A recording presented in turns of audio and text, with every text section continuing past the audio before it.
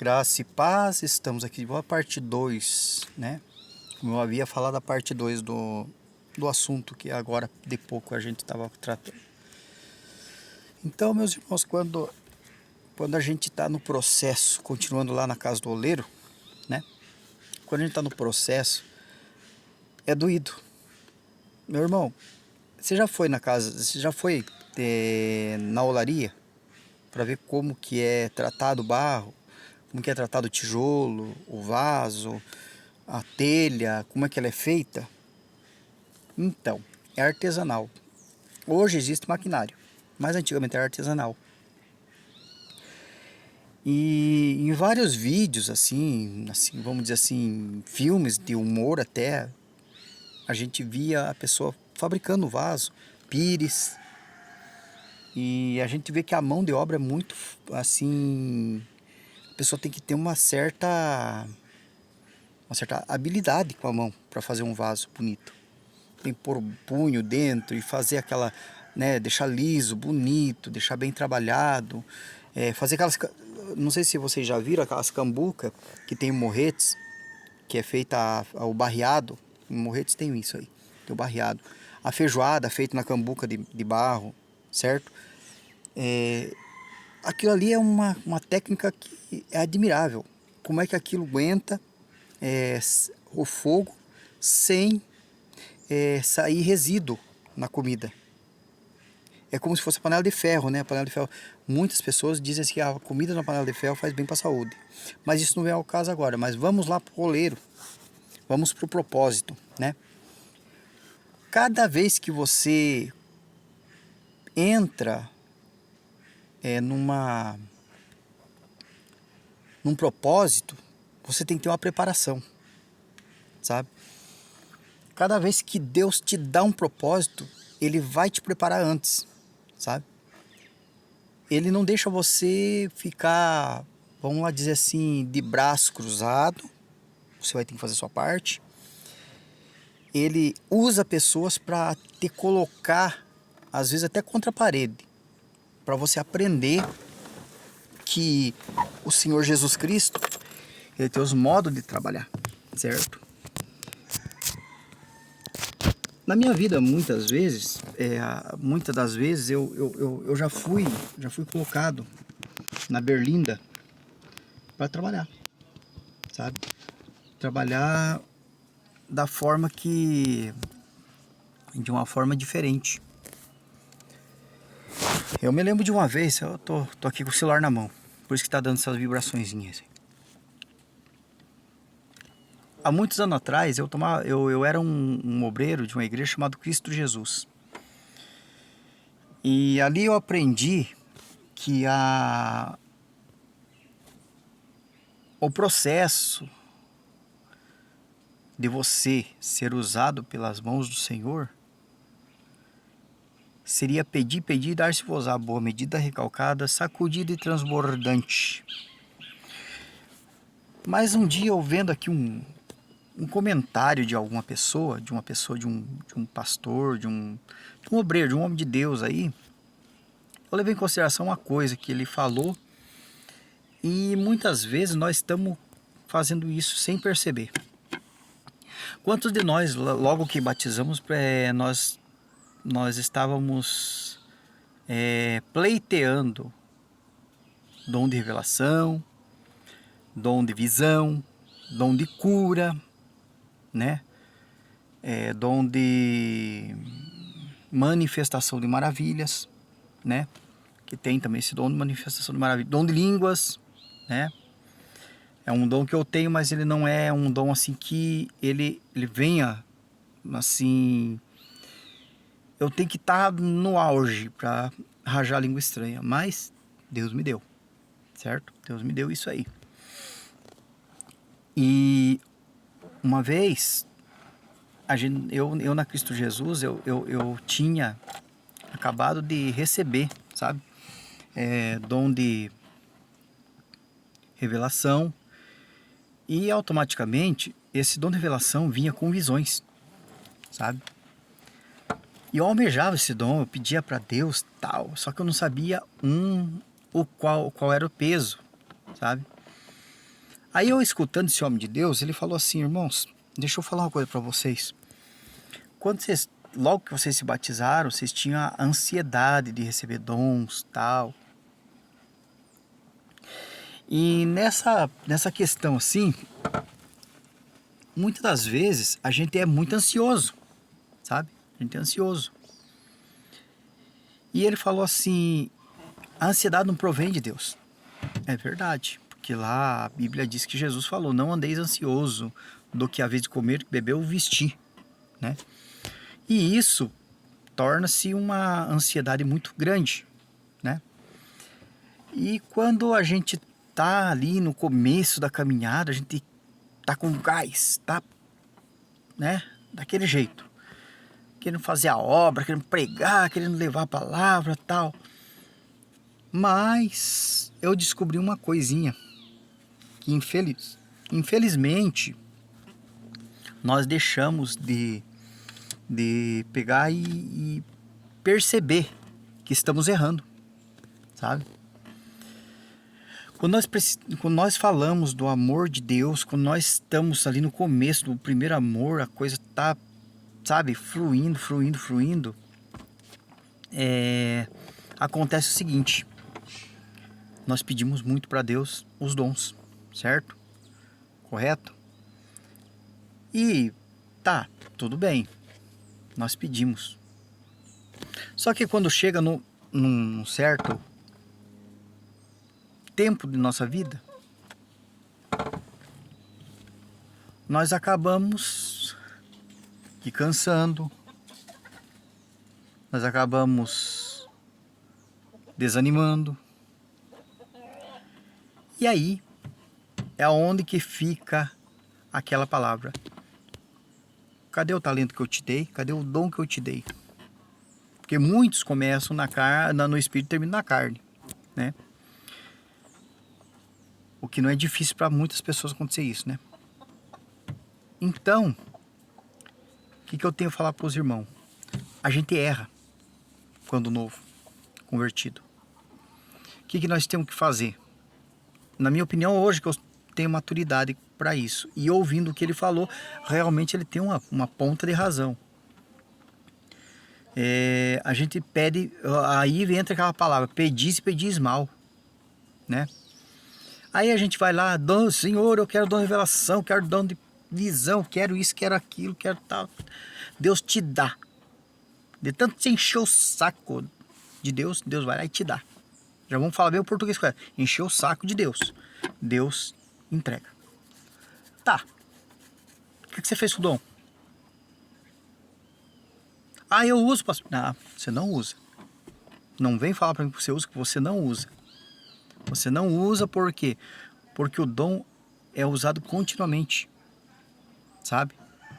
Então nós temos que tomar muito cuidado logo na nossa conversão em dizer para Deus o seguinte: Senhor, eu quero aquilo que o Senhor tem para mim. Eu quero aquilo que o Senhor tem para mim, não aquilo que eu quero para mim, mas aquilo que o Senhor tem para mim. Eu sou franco em falar para os irmãos: eu já errei muito quando era novo convertido. Eu errei muito, demais. Mas sabe por quê? Porque eu não tive pastores, homens de Deus para me instruir, sabe? Os pastores que passavam perto de mim tinham a mesma mentalidade que eu tinha naquela época. Hoje a minha mentalidade é totalmente outra. Ah, se eu tivesse essa mentalidade que eu tenho hoje para aquela época, seria diferente. Eu canso de falar para muitas pessoas: se eu sou maduro da época, do jeito que eu sou hoje. Na época eu tinha 22 anos, eu era um milionário, eu era um grande pastor, eu era um grande homem de Deus. Não tinha quem me segurasse. Porque naquela época eu tinha força, tinha vitalidade. Hoje já não tenho aquela vitalidade daquela época. Tenho sim maturidade para analisar a questão e fazer como um homem espiritual. Analisar, julgar e ficar comigo mesmo. Não ofender. Não levar as coisas a ferro e fogo. Naquela época, eu me lembro de uma passagem que aconteceu uma vez. Eu estava passando na rua e uma menina com a amiga dela, estavam conversando, ela sentada no chão, embaixo de uma cibiru, uma árvore típica aqui do norte do Paraná, lá de Rolândia. E eu ia passando com a minha ex-esposa e as minhas filhas, que eu tinha acabado de sair da igreja, estava indo embora. E Deus me pegou lá na esquina e disse: volta para trás e profetiza sobre a vida daquela moça. Eu recebi na hora. E eu voltei. Mas eu voltei marchando. Marchando e falando em língua estranha. E entreguei para ela. Só que se eu entreguei nu e cru, sem mastigar antes, para depois entregar. Hoje, se acontecesse a mesma coisa, se acontecesse ao mesmo fato, mesmo id daquela hora, eu iria mastigar enquanto eu vinha entregar, iria entregar a mesma mensagem com outras palavras, com outro tipo de ação. Os irmãos estão entendendo? Quando você tem maturidade, não fala na frente a sua imaturidade, a sua impetuosidade. Deus cumpriu o que foi falado? Cumpriu, de cabo a rabo cumpriu tudo que foi falado para ela. Mas poderia ter sido diferente, a entrega poderia ter sido diferente, o jeito poderia ter sido diferente, poderia ter sido mais manso, poderia ter sido mais sábio. Mas foi naquela hora, naquele instante em que eu era imaturo, que Deus me deu essa palavra. Certo? E aonde se encaixa o processo do oleiro? Se encaixa aí. E quando você está no começo, você recebe um dom, você parece que tem um S no peito. Não é assim. Esse S no peito não existe. Você não é super crente, você não é super evangélico, você não é super onipotente, não. Onipotente é só Deus, onisciente é só Deus e onipresente é só Deus. Entenda isso. Você vai sofrer processo, você vai sofrer traições. Você vai falar uma coisa, o irmão concorda com você na sua frente, mas chegando por trás ele vai lá no seu superior e vai falar outra coisa. É mais ou menos isso aí. Eu convivi com pessoas desse modo. Eu estava na reunião de obreiro, esse obreiro estava ali, e esse obreiro concordou na hora com tudo que foi falado, com tudo que foi concordado com os outros obreiros, e somente ele foi lá no meu superior e falou: ele vai acabar com a igreja. Ele falou isso, isso e isso. Então, eu cá pensei comigo, eu não preciso de Judas e eu não preciso de estar dentro de uma igreja para servir a Deus. Qual foi o processo? Me dizer aí qual foi o processo dessa passagenzinha pequena aí? O processo foi que o diabo entrou no meio e fez com que eu ficasse irado com a igreja. Entendeu? Não tomasse conta da situação como homem de Deus, mas tomasse conta da situação como homem carnal. Se eu sou homem de Deus, eu iria para o joelho primeiro, logo após a gente chamaria uma reunião com esse irmão e ali tomaria as decisões cabíveis, certo? Mas toda ação há uma reação, certo? Tempos depois, esse irmão saiu da igreja. Eu não sei nem por que ele saiu, porque ele queria tanto o meu cargo, mas ele acabou pegando e saindo. Contanto que eu falei na reunião: olha, irmão, você fica com o cargo, irmão. Eu não sou mais pastor dessa igreja. Tu vai ficar com essa igreja para ti. Te entrego aqui o meu pastorado. Eu não preciso passar por isso. Falei sério para ele, eu não preciso passar por isso. Não tenho necessidade de passar por essa provação que o irmão está me impondo. Não, porque ele não sabia nem ler nem escrever, irmão. Pra vocês verem a situação que era o obreiro. Aí tá, tudo bem. Entreguei de volta o pastorado, entreguei lá para eles lá. Ele se espanou porque ele não sabia nem ler nem escrever. Como é que ele ia tomar conta de uma igreja sem saber ler, sem escrever? Aí ele só sabia falar, cantar corinho. Esse irmão só sabia cantar corinho. Tanto é que eu dava oportunidade para ele, ele era um presbítero. Hoje já está em Cristo Jesus, Deus já o levou, né? Ou Deus, ou sei lá quem foi que levou. Sei que já está recolhido. Ele e a irmã já são recolhidos, né? Eu não sei se ele realmente se consertou diante de Deus dessas falhas que ele tinha, mas se não for, se ele se consertou, amém. Se ele não se consertou, no último dia a gente vai ficar sabendo disso, né? Ou Deus é com ele, né? Deus seja com ele. Deus foi com ele até a última hora. Que Deus tenha, né, dado bom lugar para ele. Que Deus tenha misericórdia e tenha dado um acalento para a vida dele, né? Para a alma dele, para o espírito dele. Mas então, voltando ali no processo, qual seria? Esses foram os processos que eu recebi, irmão. Processo de calúnia. Eu passei pela prova da calúnia, passei pela prova que as pessoas diziam assim, você é muito ríspido. Você não serve para ser pastor. Chegou a minha finada esposa, a missionária Sônia Maria Teixeira dos Santos, ela chegou a ter uma amizade com a tal de missionária Zuca, né? E essa Zuca, ela era da Igreja Adventista da Promessa. Adventista da Promessa, não. Eu sei que é Adventista, não sei se é renovada ou da Promessa, eu sei que era Adventista. E essa missionária Zuca ia direto em casa, ia lá, né?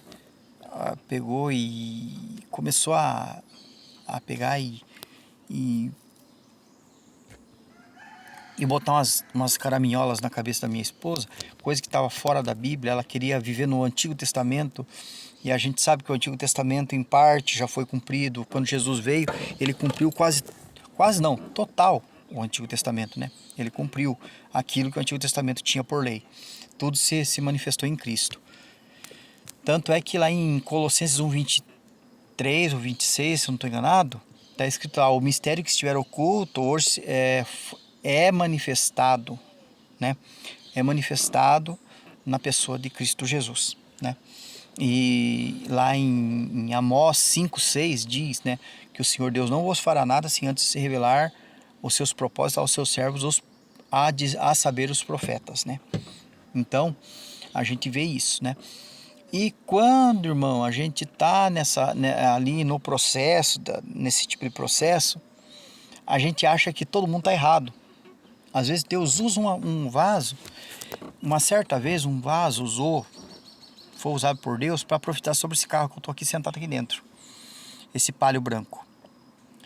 Eu tinha um desejo de ter um carro preto, até hoje eu tenho, o desejo de ter um carro preto, totalmente preto, certo? E esse irmãozinho nunca levantou para nada. Esse irmãozinho era porteiro da igreja que eu congregava nessa época. Isso faz mais de 20 anos, isso, muito mais. E ele falou para mim assim, irmão, ele não falava em língua estranha. O interessante era isso, que ele me entregou uma profecia sem rajar nenhuma língua estranha. Ele chegou assim, dando risada, falou, irmão Eli. Ele era diácono na época. Hoje, quem sabe, até evangelista ou presbítero, não sei. Faz tempo que eu não vejo ele. Eu vi ele outro dia, cumprimentei ele, disse, homem de Deus, Deus te abençoe e tal. Mas isso foi uma passagem rápida, assim. E ele chegou em mim e falou, aquilo que você tem pedido para Deus vai vir totalmente ao contrário. O que é preto vai ser branco. Aí ele seriou, ficou sério assim, falou, e eis que eu te digo que esta esposa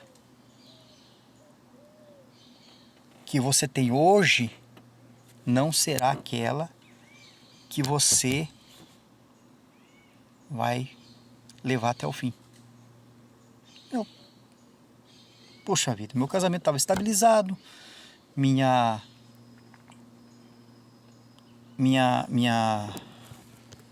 minha vida tava boa, tava com um emprego bom, sabe? E, sei lá, tava ali, numa boa. Pois de uma hora para outra, meu casamento foi embora. A história é muito comprida, muito longa, muito... o processo de Deus. Meu casamento foi embora, meu primeiro casamento. Sou muito amigo da minha primeira esposa, né? Me casei com a missionária Sônia, né? A missionária Sônia Maria Teixeira, dos Santos, a senhora Santos. Pessoa que eu amei muito na minha vida, né? Até fico emotivo quando falo dela, né? Foi uma pessoa que realmente mexeu meu coração, me mudou muito. E quando eu fui, nós fomos num dentista, foi descoberto o câncer, que todo mundo daqui por redor aqui de Rolândia sabe qual foi a minha luta contra o câncer, eu e ela, né? E eu comprei o carro, esse carro branco que eu tenho hoje. Aí eu lembrei da profecia, digo, puxa vida, olha só, não tô com a primeira esposa, o carro que eu queria preto hoje é branco, e realmente fui até o fim com ela. Então, é processos. E quando a gente pede, irmão, um dom lá no começo, Deus não tira, Deus te entrega, ele não pega de volta. Ele te entrega e deixa com você. Aí veio um irmão mais experiente que eu na Bíblia, mais profundo que eu dentro da Bíblia, e disse assim, irmão, nunca peça para Deus, deixa Deus te dar aquilo que Ele quiser. Porque aquilo que Deus quer te dar é pro resto da vida. Aquilo que Deus quer te dar é pro resto da vida. Não é uma coisa passageira, uma coisa obrigada que Deus te deu, não te deu obrigado. Deus não se obriga a dar nada para ninguém, mas de tanto você pedir, Deus dá. Você, seu filho começar a te encher muitas paciências, querer um doce, uma hora você vai comprar, mas você vai entregar aquele doce sabendo que vai fazer mal para ele. Sabendo que aquele doce não é gostoso, mas ele quer, e então entrega. Se nós, seres humanos, temos essa mentalidade, quanto mais Deus, que é poderoso e é espiritual, é o nosso Pai eterno que sabe o começo, o meio e o fim da nossa vida, né? Então, irmãos, é desta forma que eu vejo as coisas. Se eu tivesse calado a minha boca e esperado Deus me dar aquilo que Ele queria me dar, muitas vezes eu não tinha pagado o preço de eu perder o meu primeiro casamento, de eu ser viúvo do segundo. Hoje eu tenho uma terceira esposa. Entendeu? Mas, quem sabe não era essa a situação da minha vida hoje. Por isso que eu falo da maturidade e do processo. Entendeu? O processo.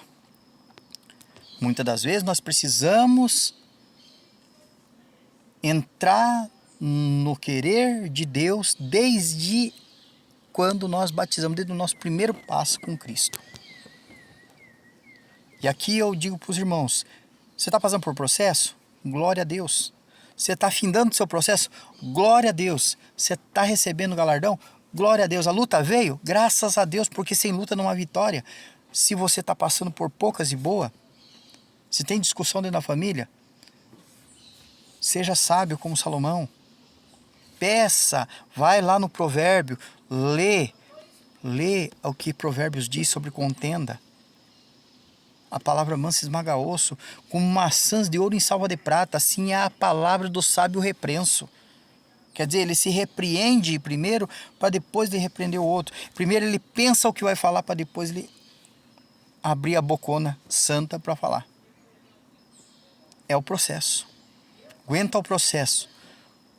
Aguenta o processo porque é grande o propósito. Amém?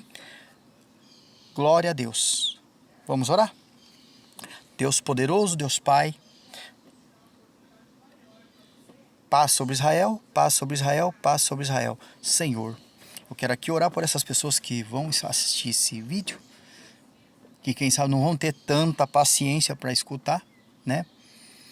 Mas o Senhor sabe que se eles escutarem 10% desse vídeo, eles vão saber que o processo é longo e que o propósito é eterno. Em nome de Jesus, Pai, dá força a eles, dá força a mim e a eles, para passar sobre o processo que o Senhor tem nas nossas vidas. Em nome de Jesus, que eles sejam abraçados pelas tuas graças, pelas tuas misericórdias, e que o Senhor possa protegê-los, que o Senhor possa dar força a eles a chegar no propósito correto. Em nome de Jesus, que Deus possa estar abençoando. Amém, amém e amém. Um abraço do pastor Odair e que Deus te proteja, que Deus te dê mais e mais sabedoria. Amém?